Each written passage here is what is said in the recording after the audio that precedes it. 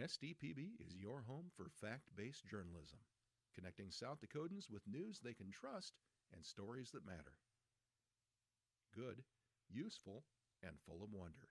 SDPB.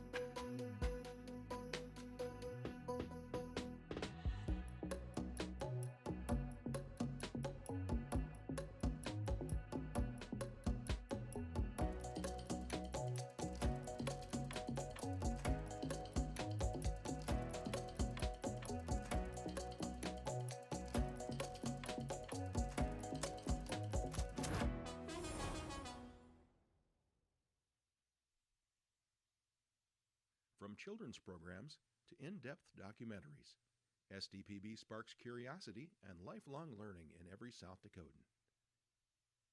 SDPB. Good, useful, and full of wonder.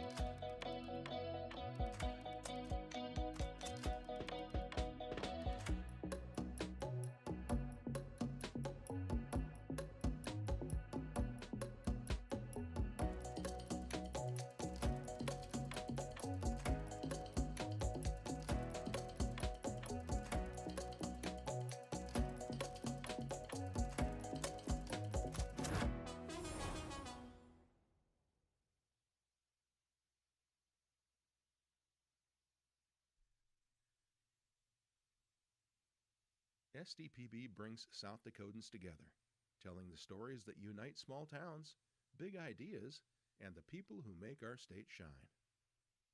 Good, useful, and full of wonder. SDPB.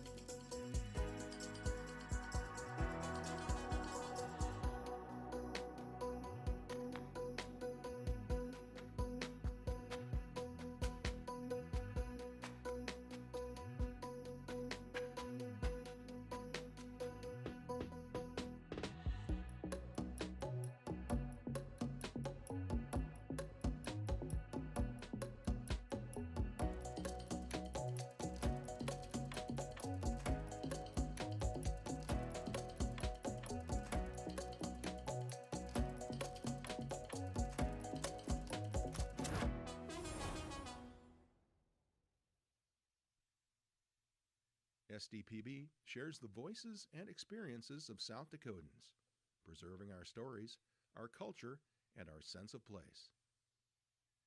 SDPB, good, useful, and full of wonder.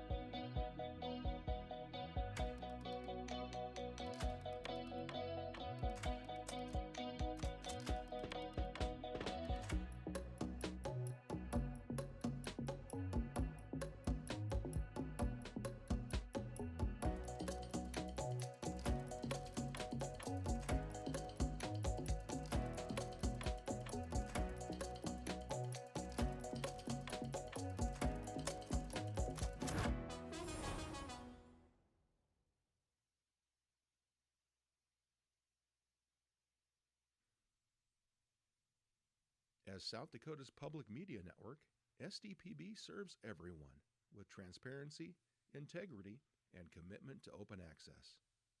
Good, useful, and full of wonder. SDPB.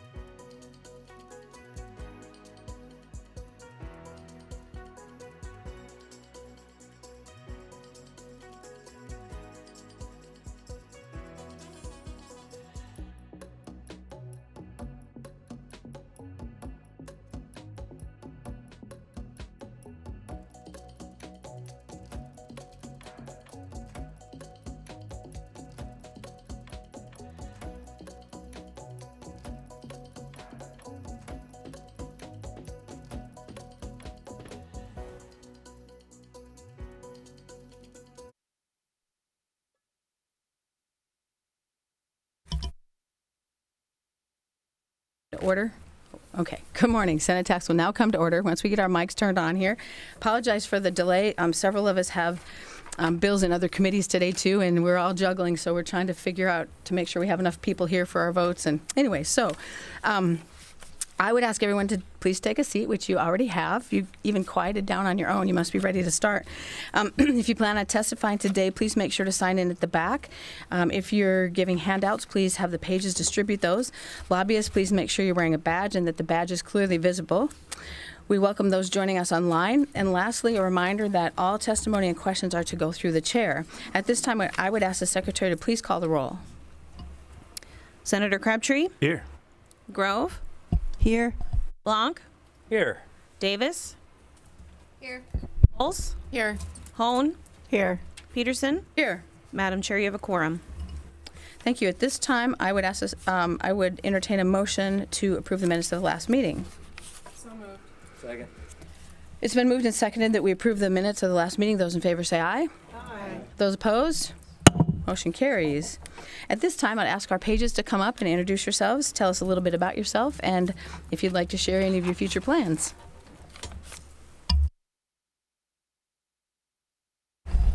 Hello, my name is Joshua Brandt. I'm a senior at Metro Christian, and I do not have any plans yet for the future. Thank you. Thanks so much for being here.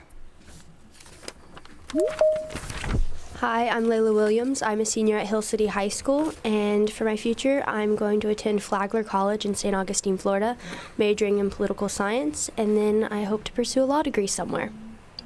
Great. Thank you so much for being with us today. Are there any personal privileges on part of the committee? Okay. Seeing none, we will get started with our agenda. We will start with House Bill 1253, an act to adjust the assessment methodology for owner-occupied single-family dwellings and non-agricultural property by considering previous year's assessed values. At this time, I would take proponent testimony. Thank you, Madam Chair and members of the Senate Tax Committee. My name is Scott Odenbach, State Representative from District 31 and the Majority Leader in the South Dakota House of Representatives. To start off with, I have an amendment that has been published. It is 1253C, and I would ask you to consider moving that at this time, please. Madam Chair, Yes, I'd Senator move Crabtree. that amendment. Second. It's been moved and seconded that we adopt 1253C. Is that correct, C? Okay. Those in favor say aye. Aye. Those opposed? Motion carries. Please feel free to speak to 1253C. Thank you. Well, as you all know, since 2020, when we basically invited the world to move to South Dakota and they listened, rising property valuations have quietly but powerfully hurt everyday homeowners across South Dakota. What started out as a housing boom we all celebrated has turned into a tax squeeze for families, seniors, and longtime residents who simply want to stay in the homes that they love. If you look at the numbers, South Dakota's housing price index has climbed more than 51% since 2020. County assessors are required by law to value property at 85% of market value, and they've adjusted assessments sharply upward to match those booming sales, especially in Sioux Falls, the Black Hills, and in growing rural areas. The result has been property taxes paid by South Dakota homeowners surging around 39% between 2020 and 2024. That's not really inflation, it's more aptly described as real dollars that's yanked out of family budgets. For a typical Sioux Falls or Rapid City or Lawrence County homeowner, that can mean hundreds or even thousands of additional dollars each year paid in taxes. Seniors on fixed incomes watch their tax bills climb while their Social Security checks stay flat. Young families have to stretch to afford their first home, and suddenly they have payments that rival their mortgage from taxes. And retirees who plan to age in place are forced to sell because they can no longer afford the levy. These are real stories that I'm hearing when I go have Cracker Barrels with constituents, and I'm sure you guys all are too. This isn't wealth on paper. You can't pay the county with unrealized equity. Some people have called this a tax on unrealized gain. These increases hit hardest those who bought years ago, improved their properties, and now watch neighbors' sales drive everybody else's taxes skyward. Meanwhile, schools, counties, and cities collect more without a single new voter-approved mill levy in many cases. We built this state on hard work and self-reliance, not on being taxed out of our homes. In 2025, last session, we saw the welcome step to try to do assessment growth caps, but the damage since 2020 is already done, and we're hearing that from people all over the state. So what we've done here with 1253 began really started by listening to taxpayers. There's a number of taxpayer groups who've had a number of ideas, and of course we had a summer task force where we listen to many ideas. And one of the ways that people were stridently asking us to address this was to do something about the spike in valuations. The original version of this bill was going to ask to do an 8-year Olympic average basically for valuation, similar to what we do with agricultural properties, although there's a little different methodology baked into that, as you probably know, based on the productivity of the land. In continuing discussions with the people around the state in assessor offices and in our Department of Revenue, we moved on basically to what is 1253C, which still is the means, we hope, to address the rising valuations, and instead of doing it on an 8-year value, and you'll hear more from people smarter than me in tax policy who deal with this every day, it's going to basically say your valuation cannot grow more than 5% in any 1 year. So we've had a number of examples at you here where assessors maybe don't get to a property for a decade or something, and all of a sudden people are cruising along with what they thought their taxes were going to be, and they get an assessment and it goes up by double digits in 1 year. So there's a lot going on with property taxes today. We passed a couple bills out of state affairs that deal with buying down the levies, things like that. Taken together, those are part of the solution, but I think this is part of the solution as well. Whatever we do with buying down levies and things like that on that side of it, we also need to find a way to bring more certainty to people's valuations and really get a handle on this property tax issue. So folks, home ownership is kind of the quintessential American thing. And in my district, and I know in many others around the state, people are literally coming up and saying, with all the homes around me and the values and what they've done, I'm looking at a tough choice of maybe having to sell my house and move. And I just really think we've got a duty as lawmakers to address that as soon as possible, and this bill is the attempt to do so. So I know there's more people who want to talk about it. I will be here to answer any questions, and I appreciate your consideration. Thank you. Further proponent testimony.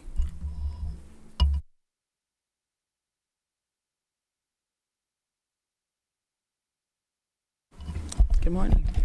Good morning, Madam Chair, members of the Senate Taxation Committee. My name is Mike Howdy-Shell. I'm the Cabinet Secretary of the Department of Revenue, and we do rise in support of House Bill 1253 as amended here this morning by the committee. We actually opposed the bill in the House. There were some issues with the 8-year Olympic average that we thought both mechanically and the implementation would be problematic. And then as the good representative mentioned, it's a little bit different beast when we're talking about ag land under the productivity system. We're not using market valuation of properties. We're using commodities and yield data to come up with the valuations that are used in that system, and it fits a little bit better with using an 8-year average than it does with non-agricultural properties, as this bill is addressing and as the representative mentioned. Really, our primary concerns with assessment cap bills and other proposals that have come before this committee and the legislature over the years really come down to two things, and you've probably heard me say this on similar bills before. The first is other proposals have included a mechanism where if a property transfers ownership, it automatically resets the valuation of the property at the fair market value. The concern with that, in my view, is that just depending on when you purchase a house at a point in time, you could have significantly different property tax liability than even your neighbor who may live in a very similar house that's in the same neighborhood, maybe the same size, the same quality, so on and so forth. But just because I purchased my house after my neighbor, I have a higher tax liability. And really there's some fundamental unfairness in that approach, in my view. It may be questionable based on our state constitution too, and our uniformity of taxation requirements in Article 11, Section 2. So this bill as amended does not trigger a reappraisal upon transfer of ownership of the property. So that's kind of the first concern that the amendment alleviates from the department's perspective, taking an approach like this. The second concern that we've expressed over the years is that if you put in place a cap, and it's a perpetual cap forever on the property, it falsely assumes, in my view, that all property is starting off on a level playing field as far as their assessments. We know that in any given year, equalization varies from county to county. It might vary within the county itself. My house may be assessed right at the market value because because of the point in time where the county has gotten to my property and has looked at it. Whereas, there may be other properties within my community, within the county that have not been reassessed for a period of time and maybe are underassessed. Well, they're going to be capped. Just like my property is capped. And over time, if there's not a mechanism to essentially rebase the valuation on all the properties, that inequity just builds over time. And so that's a concern that we've had with other limitation bills that have come before the legislature over the last few years. This bill addresses that by requiring in every 7th assessment year that all non-agricultural property and owner-occupied property is reassessed at its fair market value. So if it has been subject to the 5% limitation and the assessments have essentially moved away from what the fair market value is during that 6-year period, there's a catch-up essentially provision that allows for that equalization to occur at least on a semi-frequent basis.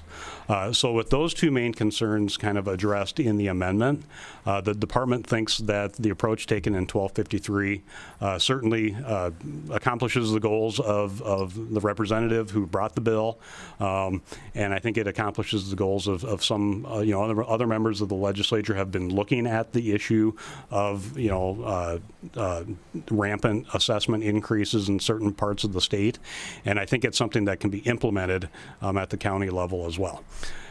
That said, there probably is some kind of mechanical and logistical type of things we're going to have to work through. Were this to, be passed by the legislature and signed by the governor, kind of the devil's in the detail type of things. But I think, on its face, I think it's something that is manageable. I think it's something that works to accomplish the goals that have been set, out by Representative Odenbach and others in the legislature.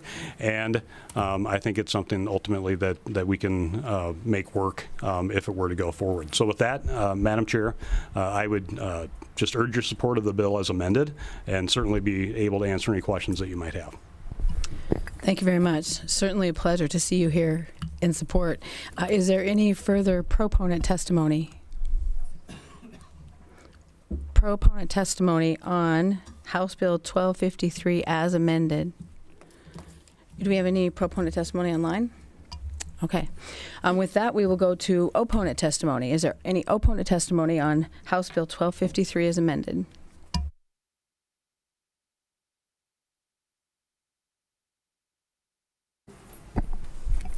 Madam Chair, my name is Shannon Rittberger. I'm Director of Equalization for Pennington County. I've been doing this job for about 25 years, and I'd like to offer some thoughts on this. First, if this becomes law, my office is not going to calculate that 5% cap on every property every year. That's what we have computers for. There's 50,000 properties in Pennington County, and that will require a change to our software to make it happen. I asked our software company about the previous version of the bill. That would have been a change well over $100,000 to implement that. This is simpler, won't take as much, but I'm thinking about a $50,000 change to the software just for Pennington County. Now, there's a lot of different softwares across the county, so that's going to be different for every county, but every county is going to be faced with this change. We'd have to do something to make it happen. My primary concern with the bill is it doesn't fix high taxes or rising taxes. It messes with the assessed value. And when you change the assessed value, the levy just adjusts, because the various taxing entities will put in a request to the county auditor, a levy request. We need this much from property taxes to do what we do. And when you change the taxable valuation, the levy is just simply recalculated. When you suppress assessed values, the levy either goes up or doesn't go down. And that higher levy then is applied to the other property, and in this case, the other property would be ag property. So we'd see a suppression of the taxable valuation on the non-ag side, and the resulting levy increase would be shoved to the ag side. That 7-year recalculation, I hear from property owners all the time about their increased assessments. I get it. I'm the front person on that. I'm not looking forward to 7 years from now. That fear of double-digit increases, that's going to come every 7 years. The state of Montana used to be on a reappraisal cycle of every 7 years, and over time, they had to create legislation to say, well, except for this and except for that. And over time, it got to be complicated. And there were a lot of property owners that were upset on that 7th year. They went through several cycles of that. And they're now at 2 years. They reduced it down. I like reset to market value, but I like reset to market value every year and not have to face that wall in 7 years. I've heard several people speak about 3 solutions to property taxes, and I'm all on board with this, to high property taxes. Number 1, we can shift the tax burden to somebody else. I pay less, you pay more, and we shift it around. And that tends to be what we talk about all the time. If I pay less, then I'm happy, but we still have to give the county, the school, the city, the fire department the money they need to do what they do. Shifting to somebody else really doesn't solve property taxes. Second solution is find another source of revenue. And there are some bills in the legislature this year that have been talked about, finding that other source of revenue to replace. This doesn't do that. This just changes the formula, or one end of the formula. The third solution is force the government to spend less. And there's been some talk about that. But I think we all know that we need so much money to do what we do. I don't like this bill because I don't think it'll change property taxes. It'll move it around, and it'll head towards that cliff in 7 years. Thank you. Thank you. Further opponent testimony to House Bill 1253 as amended. Good morning, Madam Chair, members of the committee. I'm Eric Jennings. I'm a Lawrence County Commissioner, and I'm first Vice President of the South Dakota Association of County Commissions. I'm representing myself here in opposition of HB 1253. With relatively little information on the amendment until now, I'm not sure what to think about this bill. As with any bill, I try to anticipate implementation costs and the effects the bill would have on the county. It appears this bill would require a soft grade upgrade to separate out new additions on existing property while valuing improvements at a current market value and the existing property at an adjusted value. For example, if a garage were to be a garage built would be valued at the current market value, but the original house that it's attached to would not until it reset at year 7, at the year 7 interval. At a time when we hear that county government needs to spend less, we are once again asked to be spending more with software upgrades. Other questions I have that remain unanswered: if a property owner appeals their valuation, does the property get valued at the current market rate at the time of the appeal then? Or does it go back in time and add on 5% a year for up to 7 years? What about abatements? What value do we abate as a county commission? This bill will create a tax shift onto ag property. What will that effect be? Will it create budgeting challenges for the counties? I don't know the answer to these. There are other bills still working their way through the process in the legislature to provide property tax relief. I ask for you to kill this bill to allow the current system and potentially the new bills to be implemented to see if this proposal is even needed. Thank you for your time, and I'll be available for questions. Thank you. Further opponent testimony to House Bill 1253 is amended. Morning, Chair, members of the committee. Matthew Bogue, registered lobbyist for South Dakota Farm Bureau. Had a chance to look at the amendment and still have concerns with a piece of legislation for a couple of reasons. Anytime that we manipulate assessments, as the former speaker said, artificially keep them low, somebody has to end up paying. In this case, you're going to keep the assessments low on all non-agricultural property. So this doesn't just include your homeowners. This includes, the Amazon and Sioux Falls and whatnot, and who potentially would have to pick up that bill be the farmer next door. So have concerns on that side. It was also talked a little bit about the problem of reassessments. If that's really what you're trying to get at, then require that in state law. But up until this point, we've allowed more of the local control decision, and I think that added cost and kind of mandate is something that the legislature hasn't tried to pursue in the past.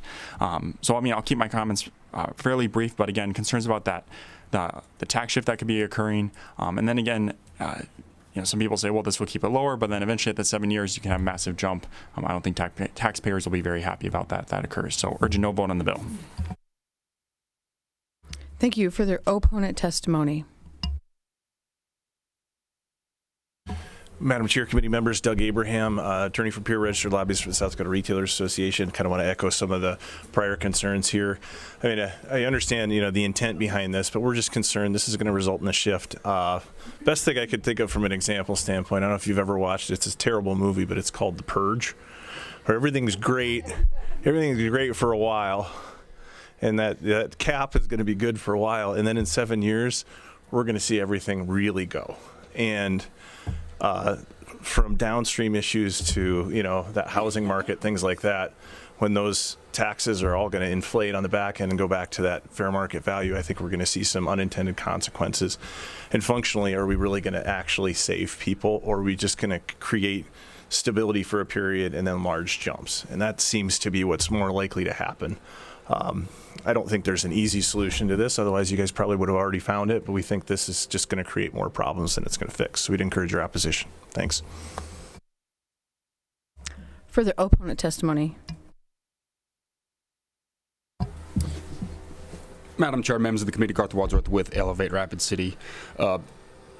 The county assessor from Pennington County did a good job of explaining how there is a natural balancing mechanism built into the city and county mill levies. But I think it's worth keeping in mind that the education mill levy, which is typically about 2/3 of your property tax bill, is set here at the Capitol by the state. And so there's one single education levy that applies to the entire state. Throughout this discussion on property taxes, we've realized that the issue is really isolated to 6 or so counties. What this bill would do is suppress valuations in those counties and cause a shift through that education mill levy across the rest of the state. And so, yes, there's a potential for a shift across the categories, but there's also a geographic shift on where that burden is realized. And so we have relief for communities that would exceed that 5% annual cap, right, the most valuable housing markets in the state, and then more of that burden being picked up by our lower income communities, communities with lower total assessed values, and pushing that over to some of those smaller towns. And then yes, we're achieving some short-term predictability, but we're going to create some real issues at that 7-year mark. And I think that that's going to be a real challenge for folks on fixed incomes when they have to budget for a long-term 7-year increase. So we thank you for your opposition.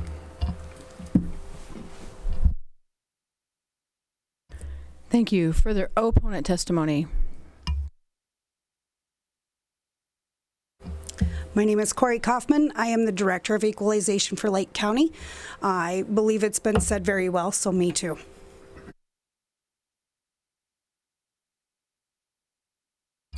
Further opponent testimony. Thank you, Madam Chairman, members of the committee. Yvonne Taylor with the South Dakota Municipal League. We also rise in opposition to this bill for all of the reasons that were better stated than I can. Thank you. Further opponent testimony to House Bill 1253 as amended. Nothing in the room. Do we have any online? We do, yes.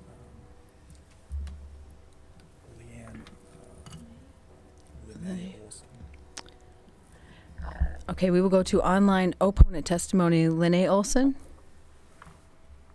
Good morning, committee. I'll try to keep this brief, but I did have a few talking points on the amendment that I'd like to bring up. My day-to-day job is the Director of Equalization here in Clay County, Vermilion, South Dakota. I also serve as the Chair of District 6 for the South Dakota Association of Assessing Officers. I cannot speak to why this bill may not work in other counties, but I'm going to try and explain why this bill won't work for Clay County, hopefully offer you a few solutions, and I hope your takeaway is more than just, this will make our jobs hard. We as assessors are not afraid of hard work. When you try to adjust taxes by looking at valuation, you're providing change for taxpayers nearly 2 years in the future. Let's say you have a new mobile home or modular home constructed today. We don't start collecting taxes on it until 2028. If you have a house burned down, that will come off the tax rolls in 2028. If you purchase a home today that was a rental or a second home that was not owner-occupied, you will not receive owner-occupied status until taxes payable in 2028. My office works in the future. This is why the consensus between directors of equalization in my neck of the woods is that we need to maintain equitable valuation methodology. This amendment fixes some of my personal major concerns with the governor's bill last year, Senate Bill 216. I oversee the valuation of Vermilion, which has a lot of rentals. The 3% caps on owner-occupied that were created last year cause a reality in which I have townhomes, which are identical, or mobile homes placed at the same time, which are identical, that have identical market value, but drastically different valuations due to the 3% owner-occupied caps. This bill fixes that by switching it to a 5% cap on everything that is non-ag. However, it being an individual cap creates other problems. It now doesn't let me equalize within classes of property. If I have 2-story homes selling for less than 1-story homes, for example, and maybe I need to do a 2% increase on my 2 stories and 10% on my 1 stories, I can't do that because they're both capped at a 5% increase individually, not overall. This bill does nothing about our requirement to assess over 85% of market value. So I'm wondering if it becomes null and void up until we hit 85, which, similar to last year's bill, would cause all of us to just simply aim to hit 85% every year. Additionally, I would love that the cap is no longer on assessed values, but taxable values. If you go and look at your assessment notice that you received from your equalization office in the last week or so, and you look at your tax bill that you received from the treasurer in January, the values on those are different. assessed values should be market values. Taxable values are lower. This is what I mean by adjusting taxable value. It might not have the optics for taxpayers, but it has the same effect. We are approaching boards of equalization, and one of the ways I prove that the work I've done in my office is in compliance with state law is by showing property owners comparable sales. If we cap values, I am no longer able to compare my assessed values to sales. This is also how the State Department of Revenue governs whether or not we are in compliance. We need the ability in our offices to compare our assessed values to the market. Once we start changing assessed values, we can no longer do that. And our studies and our ratio studies lose their ability to show compliance. This is simply protection for the taxpayer. Assessed values need to be market values. Taxable values can change and do change. We factor them every year. With just a few simple changes, this bill could provide a workable solution. The final suggestion I have is rather than 7 years, let's do 5 years. Currently, our ratio study, we can pull sales up to 5 years back. Making it 7 years, most of our record and retention schedules don't even require us to keep documents for 7 years. It's 5 years. Apply valuation caps to the overall taxable value. Make it 5 years, not 7 years. And it may not show up on your assessment notice each year, but if this is how you would like to provide relief, these few simple changes would make a more practical solution. Thank you for your time. Thank you. Further opponent testimony online? Yes. Chris Lila? Yep. Chris Lila? Good morning. Chris Lilla, Equalization Director here from Minnehaha County. A lot of my points have been already touched and broached on, but I would like to say that as this bill is written, to adjust or cap individual property values is pretty much a non-starter for us with our software. I've got 79,511 parcels. When I take out the true just ag parcels, which has no non-ag building values indicated on that, I'm left with 75,704 parcels that would need to be individually touched every single year because our software does not have that capability to restrict. This also creates unequalization if market changes differ. We're trying to do a mass cap on individual properties. It's like doing multiplication and addition in the same formula. It doesn't work. It doesn't function. If I have an area, or we'll just say a town, a small town that is decreasing 10%, and I have another town that's going up 10%, I have no way of equalizing between those with the cap on an individual basis. This would force us to essentially maintain two sets of values. What is the true market value of the property, as well as what is the capped value of the property? The only reason we would have to do that is so that we could reach that sunset clause of 7 years. And as an example, if we were to need to go up an average of 10% annually, but we're limited to 5, at the end of that 7 years, that would be a 35% value increase. And that's just on the average. That's not even on the individual property. Again, as pointed out, changing the value doesn't restrict the levy. If the values go down, the levies go up to fill the bucket. If the values go up, the levies go down to fill the bucket. This doesn't do anything for that. Our values are depended on to be accurate for many different uses, whether mortgages, insurance, capital gains calculations. If our values are capped, we have no idea the real value of what that property should sell for. And I agree with Leanna that I want to keep the value, the foundation. Let me tell you what the property is truly worth on the current market. As I've said before, if you want to tax it differently, tax it differently. But you got to keep the foundation in place or the house will crumble. Don't break the foundation. That's what was done with the ag productivity, with the ag valuations, but prior to 2010. Our values were restricted, then the legislator said our system is broken and we need a whole new system. and that's fine. I have no issue with capping a class of properties on the tax side. As a whole, we can manage that as we did with Senate Bill 216. I had to roll my owner-occupied values back 1.1% in the tax system. My valuation system still maintains that true market value of the house. We can do it on a class. We cannot do it on an individual property. That's an impossibility for us. Thank you much for your time.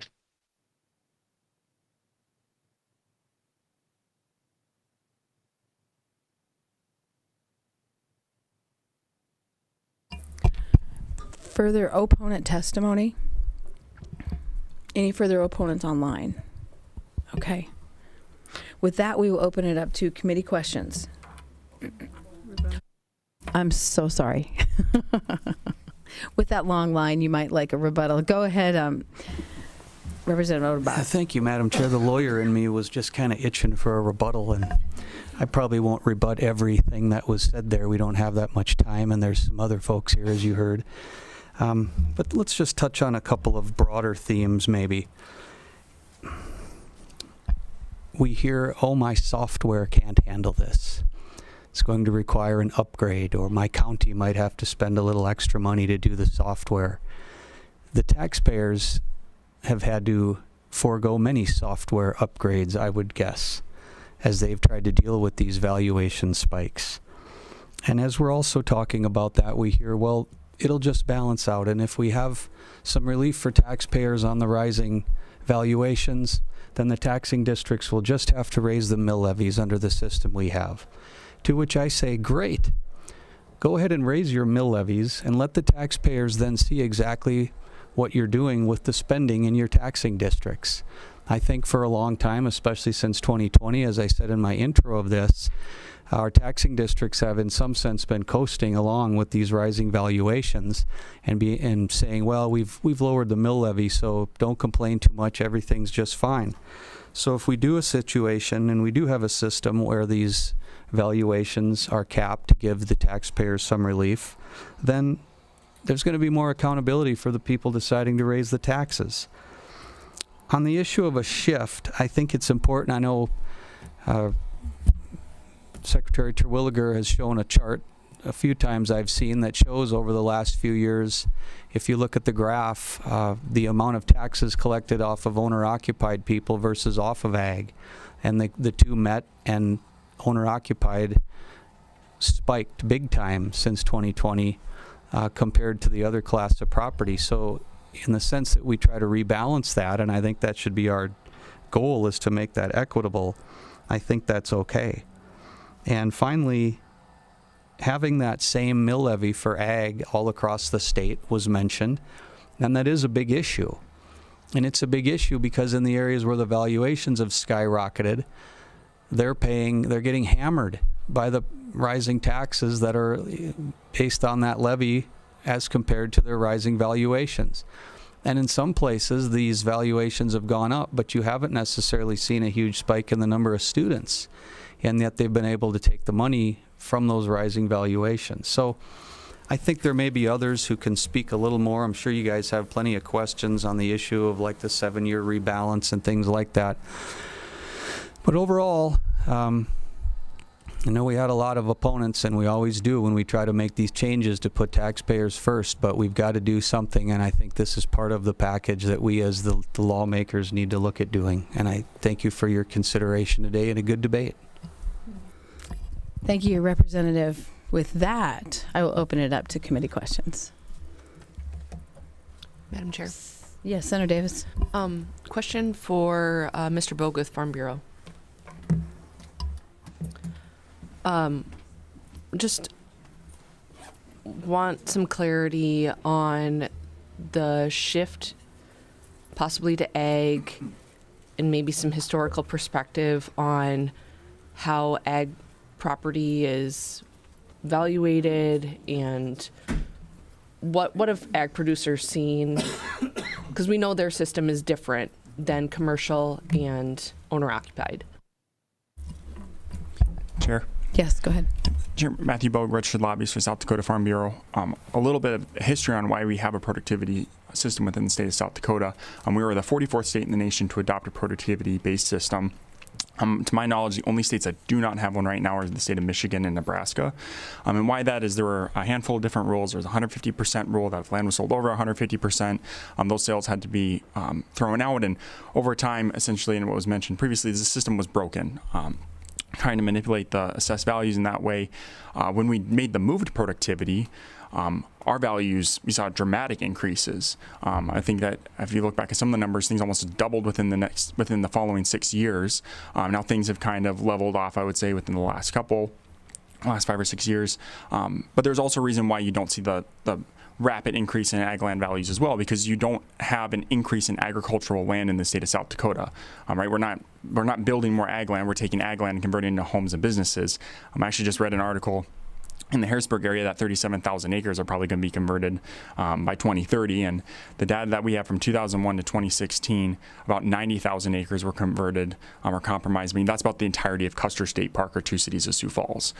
So if all things stay the same, ag's value would naturally go down because you don't have as much of it left. So hopefully, does that address some of your question? Okay. Further questions from the committee? Senator Grove, did you have a question? Thank you, Madam Chair. For the prime sponsor, or whoever wants to answer, the 5 years, not 7 years, can you, I'm a little concerned about the big spike.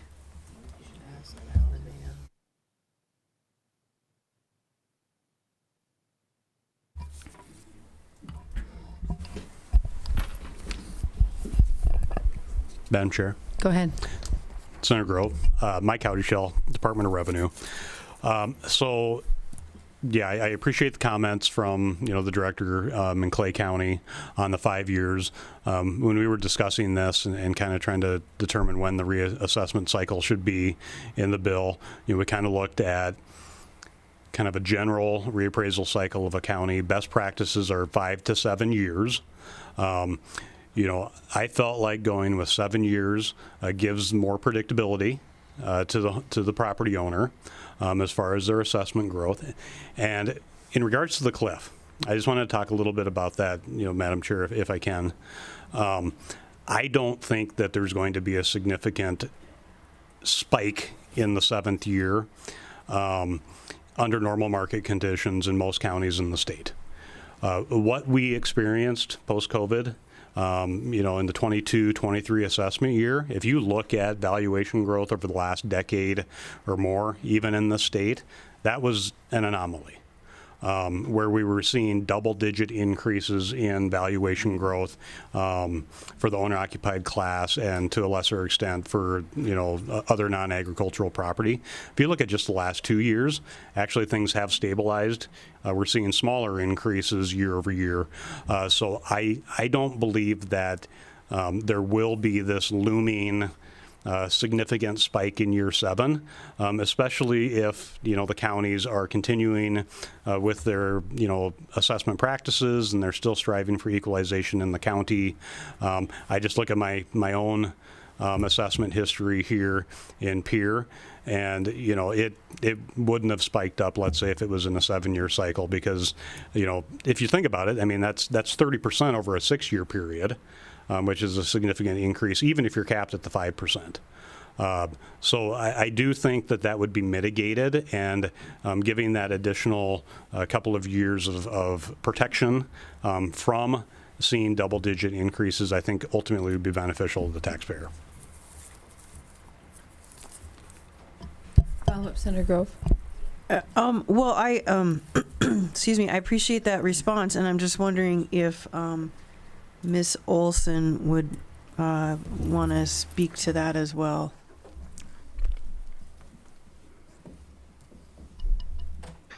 Yes.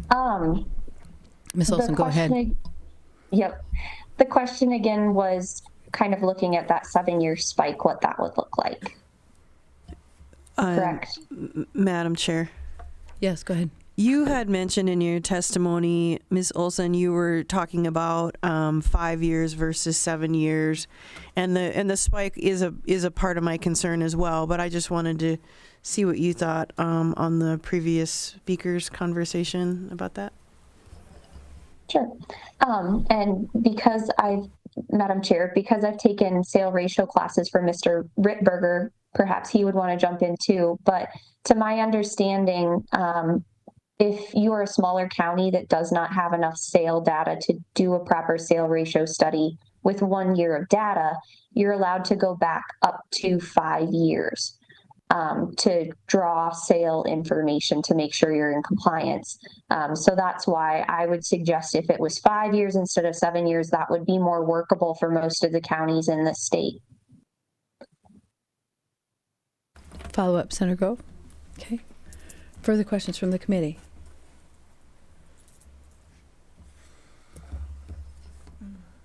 Senator Hone? Yeah. Madam Chair, I guess probably for Secretary Hottishell, as far as I'm concerned about that as well, and I'm wondering about if that could be taken out, or would you be agreeable to reducing that timeline? Madam Chair. Senator Hone, I think from our perspective, the key is maybe not the number of years. I think 7 years makes sense from our perspective, but I don't think the key is necessarily the number of years, but the fact that there is a periodic movement to market value for all non-agricultural property in the county. So you don't have that permanent baked-in inequity, as I mentioned in my testimony, if you didn't have that requirement, where it would be capped essentially forever.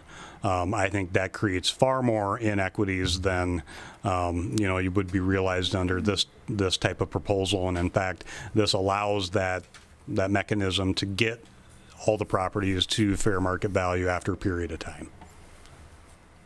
Follow up, Senator Hone. Okay. Senator Blanc? Thank you, Madam Chair. Well, Mr. Hottishell is there. Good morning. I had to step out for a moment, so maybe this question was asked while I was gone or was already answered. But can you give some examples of the 7-year, I'm just going to call it a balloon payment, maybe on a $500,000 home? Can you paint that chart in our minds? Because I don't think there were any handouts for that. Can you do that, please? Madam Chair, Senator Blanc. So just kind of take a step back. Again, we're talking about the assessment increases, and this is not a direct correlation to the tax bill. So we have two different, well, we would have, under this proposal, two different limitations working at the same time. You have the longstanding limitation on the budget side, the property tax limitation, which limits the amount of revenue that a taxing district can collect year over year. So that's the 3% or CPI, whichever is less, plus the increase for growth, which is now capped, at least temporarily, at 3%. That limits the amount of revenue that your counties and your cities, your townships, other taxing districts can collect from the taxpayers. That in and of itself acts as a limitation on your property tax growth as a property taxpayer. The issue that really has occurred in the very fast-growing areas of the state where the assessments had those double-digit year-over-year increases is the levies weren't falling fast enough. It's one thing to say, well, the levies fell, but if my valuation went up 100% in 5 years, well, I'm still paying significantly more property taxes. You can't drive the levy down fast enough. Whereas if my valuations were relatively stable or flat over that same period, the levy may be reduced less, but I'm essentially paying a lower levy on a lower valuation as well. So they would work kind of in conjunction with each other. So in that 7th year where there was essentially the rebase to the market, yeah, there would be an increase in assessed valuation, but through the limitation side, the levies would have to adjust to account for that. So the actual hit on the tax bill, would vary depending on, the circumstances of where your property is located and what the level of taxation is in the varying districts. But it shouldn't be some significant increase in the tax bill because of how that limitation would work in conjunction with this new proposed assessment limit. Yes, follow up. So,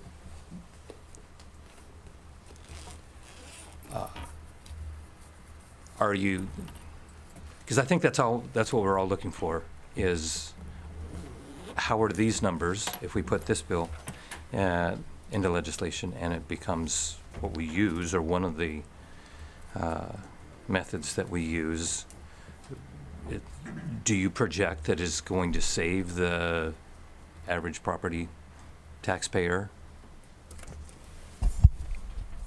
Madam Chair.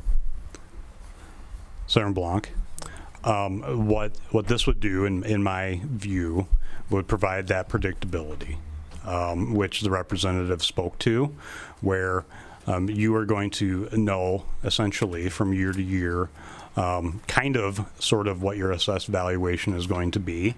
Again, there would be that 7-year reset, which I'm assuming that if something like this were to go into effect, if I was the director of equalization or the county, I would be making sure that folks know that this is coming the next assessment year, to expect maybe a little bit bigger increase potentially, depending on what has happened over the last 6 years in the county. But again, at the end of the day, this is slowing down things on the assessment side. We already have a system on the taxation side through the budget setting and the limitation, and the 2 other proposals that advanced out of the House State Affairs committee this morning would provide not only the targeted relief to property owners through the local option sales tax for the counties, Senate Bill 96, which you heard about, but then also providing relief through the state aid formula in Senate Bill 245 as well. So the package of all of it ultimately is going to, Senator Blanc, to your question, provide tax relief to folks. Madam Chair. Yes, follow up, Senator Blanc. I'm just probably not asking, it's not your fault. It's probably me not being able to ask my question the way that the synapses are firing here. So I'll move on. I have just one more quick question, and it might have already been addressed as well. Has there been a fiscal impact report or financial impact report on what it will cost across the state to change out software to make it applicable with this new method?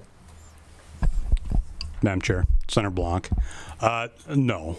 Obviously this idea has kind of come about here in the last, several days. Yeah, I readily admit there will be implementation costs for the counties to do this, I'm sure, upgrading their systems. To a certain extent, that's kind of the nature of the beast, right? Every year this legislature does things that requires state agencies to make changes to their systems, to implement new laws, makes local government make changes. It's kind of the cost of operating. And I think that, as Mr. Rittberger mentioned in his testimony, there would be a cost. It'd be less than kind of the 8-year average thing. Certainly. I can't speak to, Mr. Lilla in Minnehaha County if his system is simply incapable of doing this. That may be the case. That's his testimony here today. But I think that, as I mentioned in my testimony, we'll have to work through kind of those logistical type challenges if anything like this were to move forward. Follow up, Senator Blanc. I was just running the numbers. 66 counties, in South Dakota, times 50K. That's $3,300,000. But that's accurate if everybody had to update software at that cost.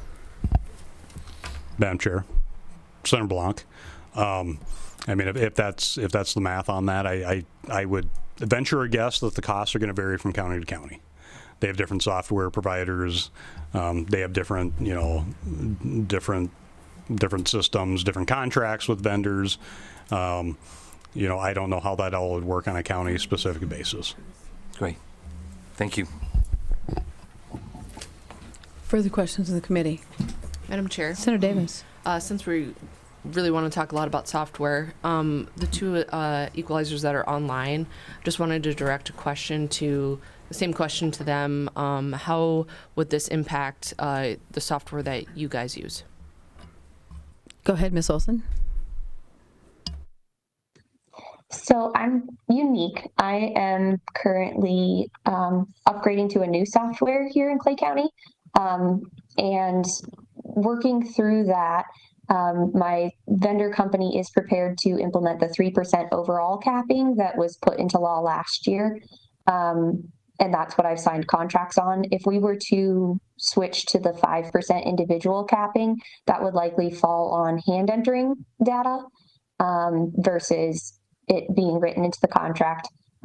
Obviously, new software is also quite costly to Clay County, so we are also the smallest by land mass. We don't have a huge agricultural base to draw from in Clay County, and so we did have to do an opt-out this last year as we're all converting to new softwares in order to pay for software costs in Clay County as we've been upgrading across the courthouse. Our previous vendor went away.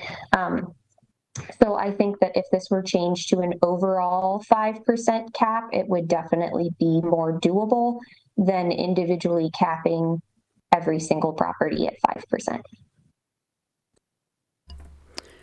Mr. Liley, would you like to answer that question as well? Yes, I would. Thank you, Chair. I currently pay almost $34,000 annually for the software to compute the valuations. As I mentioned, I use ProVal, which is a nationwide software in many, many states. If I have specific upgrades that are required for our legislation, I wouldn't even want, the cost could be $100,000+ because it's the construction of the software in the coding in the language would be a full rewrite of their program just for us. Again, as Leanna mentioned, doing this on an individual property is nearly an impossibility with the software. Doing it as a class, so I have two softwares. I have one that produces the value, which is our computer-assisted mass appraisal. That's the ProVal that I pay. That's where we get the value.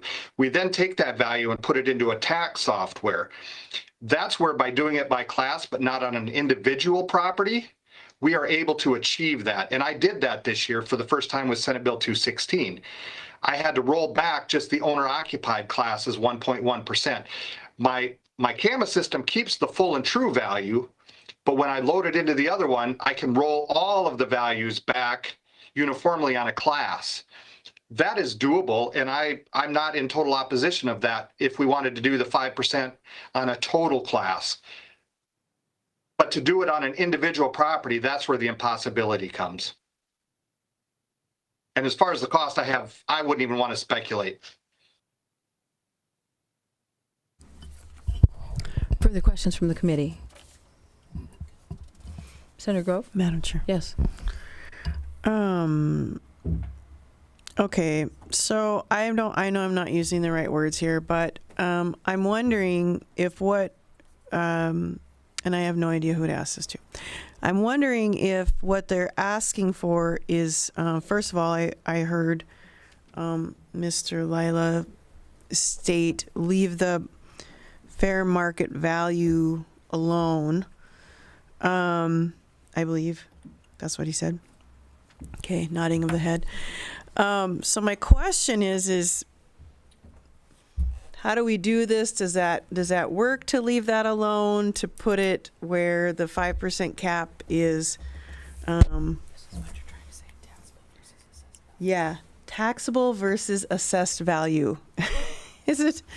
Is that what we're needing to do? Is that possible? What does that do to this bill? I'm just wondering. Is that a question for Mr. Howdy-Shell, or who are you directing that to? I don't know one of them.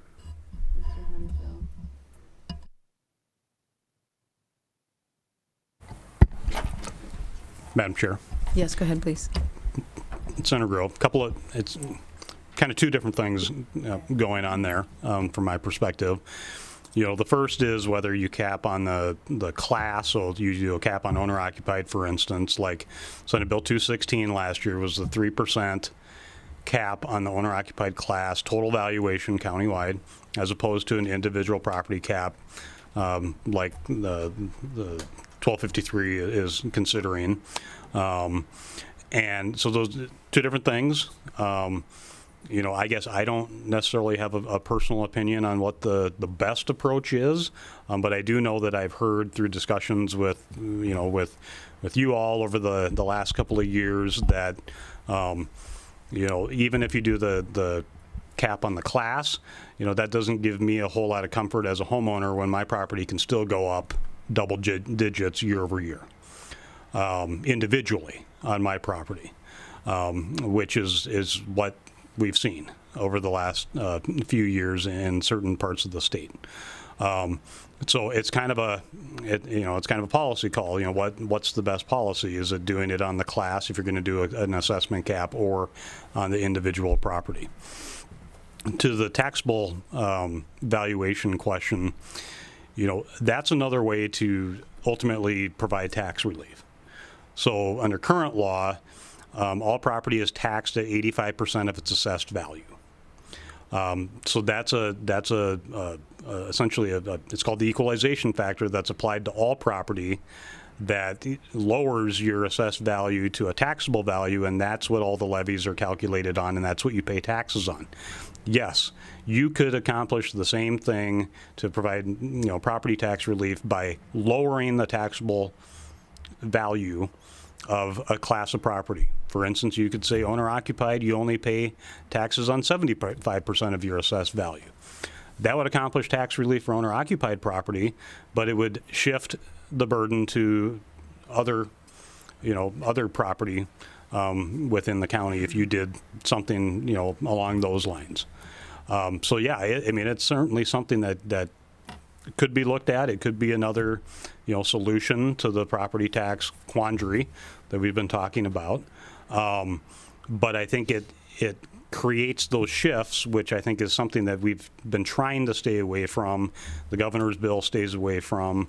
I think Senate Bill 245, using the state aid formula as a mechanism, stays away from those shifts, and so that's kind of the direction that we've gone with this discussion, instead of addressing it through that taxable valuation.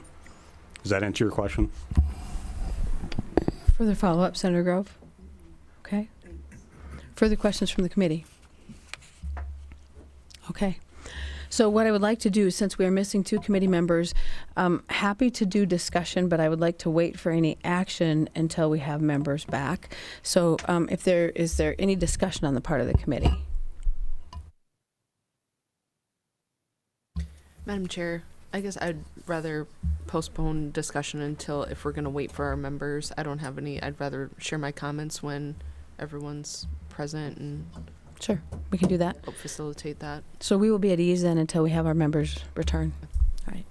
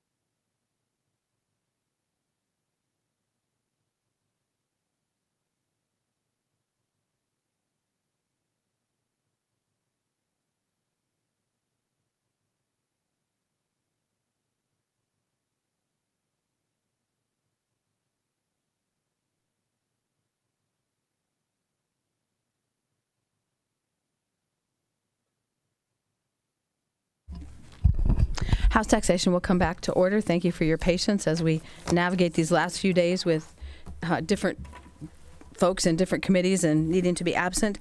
We will now proceed with discussion on House Bill 1253 as amended. Discussion from the committee.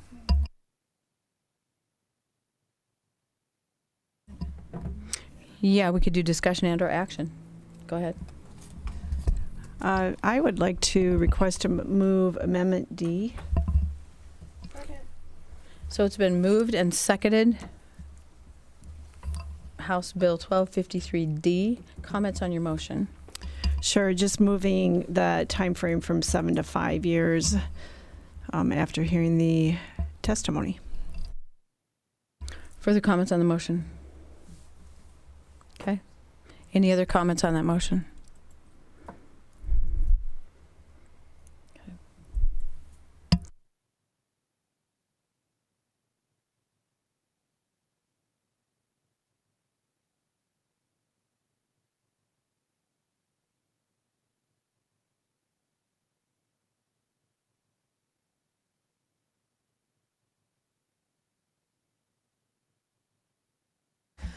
Let's just work through throwing on the amendment and roll through it. I don't know if there's a lot of opposition in the room necessarily with that. So I just wanted to make sure the sponsor had a chance to let us know if that was friendly or unfriendly. Probably Okay. should have waited on that, but okay.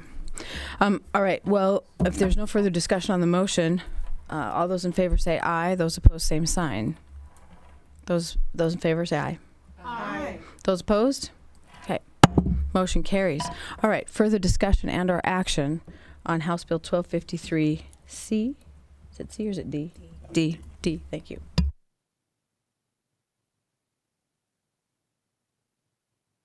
Discussion and or action on 1253. Madam Chair. Senator Davis. I'd like to move House Bill 1253 to the 41st day. Discussion on your motion? Yes. You know, I appreciate the effort that's gone in to try to address the issues here. I have significant concerns on just the workability.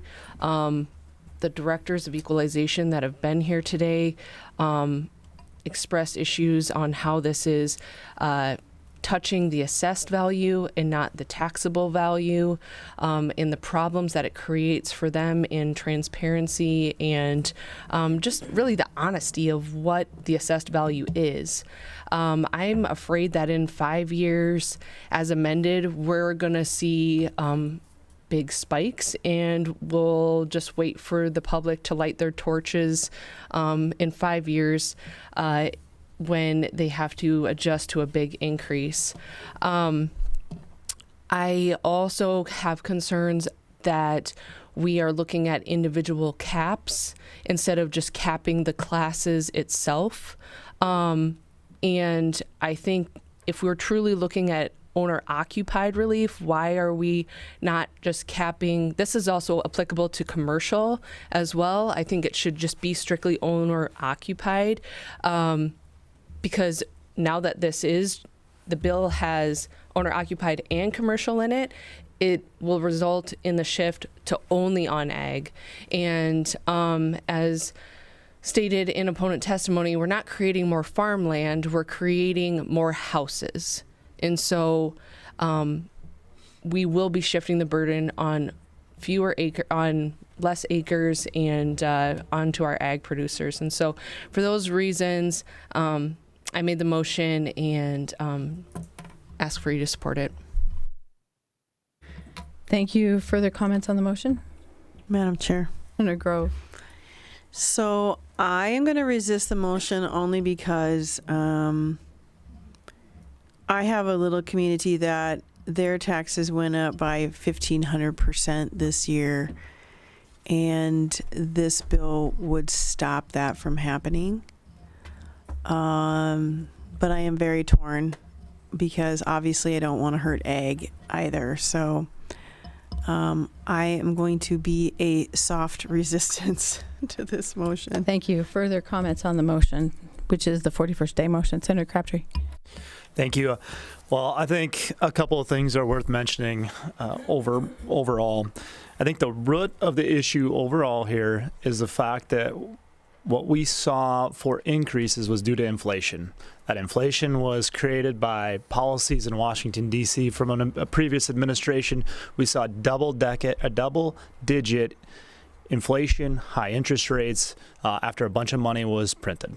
And so we're feeling the pain from that here today when we look at things overall. So to fix the root of those issues, though, we do have two options that are coming back to us. It looks to me like the House is moving through Senate Bill 96 and Senate Bill 245. That's where you get real property tax relief. That's where that is for us right here. The implementation costs, I would just remind everybody on those as well, is that the implementation costs are paid for by property tax dollars. And so we've got real property tax dollars that are going to go out the door on the implementation costs that we have here today. And long term, I would just say this. I mean, ag is eventually going to be paying this bill. That's how I look at this. I mean, from 7 to 5 years is a fine move, but there is no doubt that that's going to be shock and awe when somebody sees this 5 years from now. This room's going to be packed full of angry homeowners when they see that bill come through on them.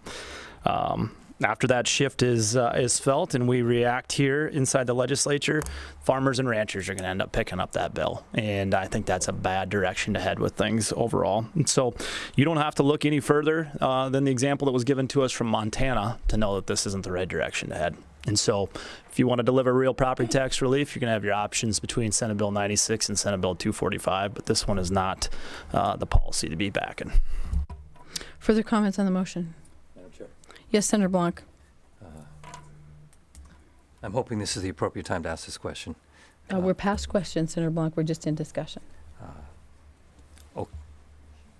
My discussion is I missed a majority of the discussion, and I just want to say that I appreciate it when people think outside the box and swing for the fence, and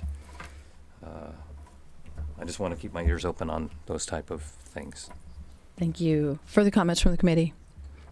Okay. Madam Chair. Yes, Senator Hulse. Well, I'll be resisting this motion today as well. I don't love this bill. It's not exactly my favorite, but I do think that we have limits on the side of the budget, which is how the mill levies are calculated, right? And then we don't have limits right now on the assessment side of things. And so what's happening in the areas where the assessments go up so much is the mills keep coming down and down and down and down. And from my discussions with the prime sponsor, his goal with this bill is to put some kind of, I don't want to call it a cap in place, but some kind of control mechanism in place so that the mills are adjusted in a way so that you actually can see when they are going up. Because what's happening is that this side of the equation is so large that even when the mills go down, that the ending result is still a higher budget at the end. And so the mills in his mind are artificially low because of the higher assessed values. And while I agree with the good senator from Madison that, you know, inflation has caused this primarily on the side of interest rates, there's also, you know, a huge cultural thing that happened where folks were moving to South Dakota because of things happening with the pandemic and other things too. And so we're trying to policy make around something that was never expected to happen in our state, but will probably continue to happen as we look at the B-21 bomber coming out to, I know, like areas like mine and little town of Hermosa, where we might have hundreds of military families, you know, setting down roots, which is great. But when you have those kinds of crazy amounts of growth, or in the Sioux Falls area, something like this on the other side of the equation could be helpful. But I am a little bit concerned that, you know, if the 5 year over 5 years, if the 5%, if you do have areas that are growing more than what now would be 25%, they will see whatever that leftover increase is in that 5th year. And so if it's more than 25% growth over 5 years, that 5th year is going to see more than 5% growth. So you could see double-digit growth in that 5th year, and that does concern me, and that's something that we really need to be looking at and studying year over year what that growth could be in that 5th year so that we don't have pitchforks at the Capitol. Further comments from the committee on the motion, which is a 41st day motion? I will just weigh in. I agree with what Senator Hulse has said, and I think I've said this from the beginning. There's no silver bullet on property tax relief, and we need a number of things, and I think this is one piece of the puzzle combined with several other things that thankfully are still alive out there. And so I will be resisting this motion and eventually supporting a do pass motion. So with that, I would ask the secretary to call the roll. Those in favor of sending House Bill 1253 to the 41st day, say aye. Those opposed, no. Senator Crabtree? Aye. Grove? No. Blanc? No. Davis? Aye. Hulse? No. Hone? No. Peterson? No. Madam Chair, you have 2 yeas, 5 nays. With that, the 41st day motion has failed. The chair would entertain another motion. Madam Chair, make a motion for to send this to the floor do pass. Is there a second? Second. It's been moved and seconded that House Bill 1253 go to the floor with a do pass motion. Those in favor say aye. Those opposed? Oh, sorry. Discussion on your motion. Okay. No discussion on the motion. Okay. Those opposed, please say aye. Those opposed, no. Madam Secretary, please call the roll.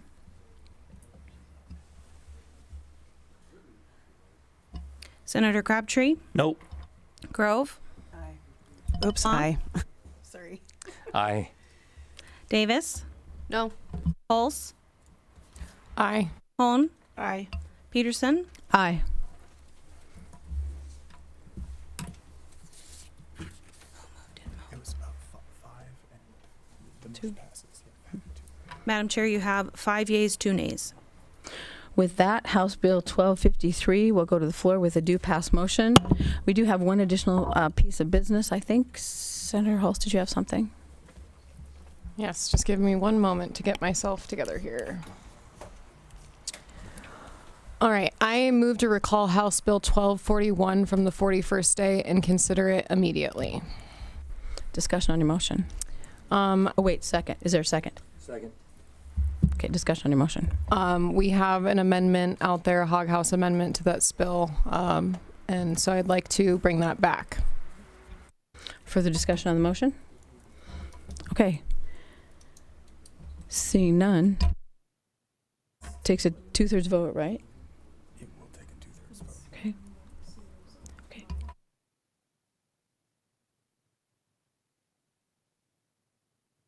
Okay, seeing no further discussion on the motion, Madam Secretary, you will call the roll. This will take a 2/3 vote, which means 5, correct? Those in favor say aye. Those opposed, same sign.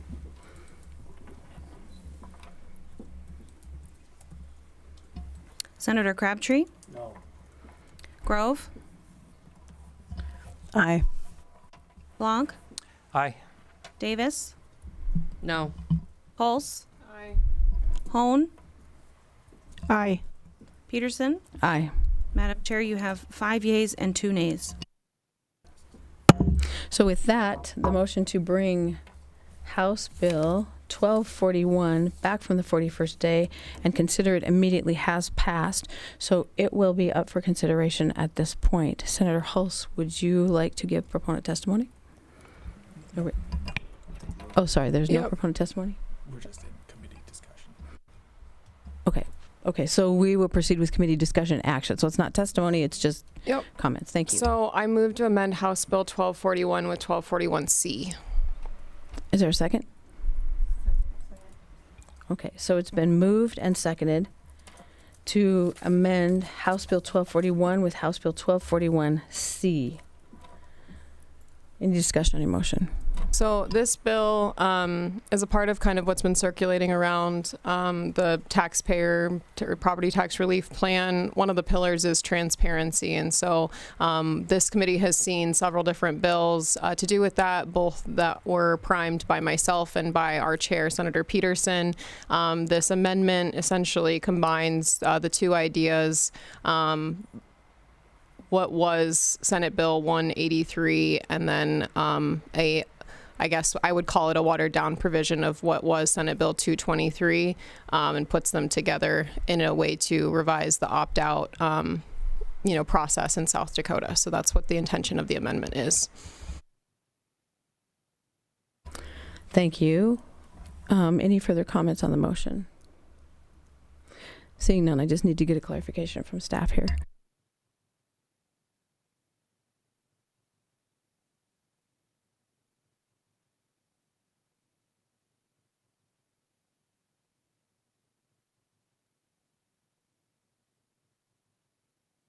On the amendment. Okay, so we will take a voice vote on the amendment. Those in favor of the amendment, please say aye. Those opposed? No. Those in favor say aye. Aye. Those opposed? No. Motion carries. So House Bill 1241 is now amended, and we will now have discussion on that. Well, I would entertain a motion on the bill as amended.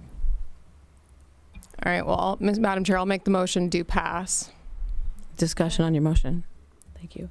And then discussion on the motion is essentially what I said earlier, that, this is what the amendment intends to do. We've already had a full hearing on both of these ideas. We're just bringing them together and trying to keep this part of fixing property taxes on a piece of the problem alive. So, thank you. Further discussion on the motion? Okay. With that, we will have a roll call vote. Those in favor of House Bill 1241 as amended, please say aye. Those opposed, no. Madam Chair, Madam Secretary, please call the roll. Senator Crabtree, No. Grove, Aye. Blanc, Aye. Davis, No. Pulse, aye. Hone, Aye. Peterson. Aye. Madam Chair, you have 5 yeas, 2 nays. So with that, House Bill 1241 as amended passes to the floor with a do pass motion.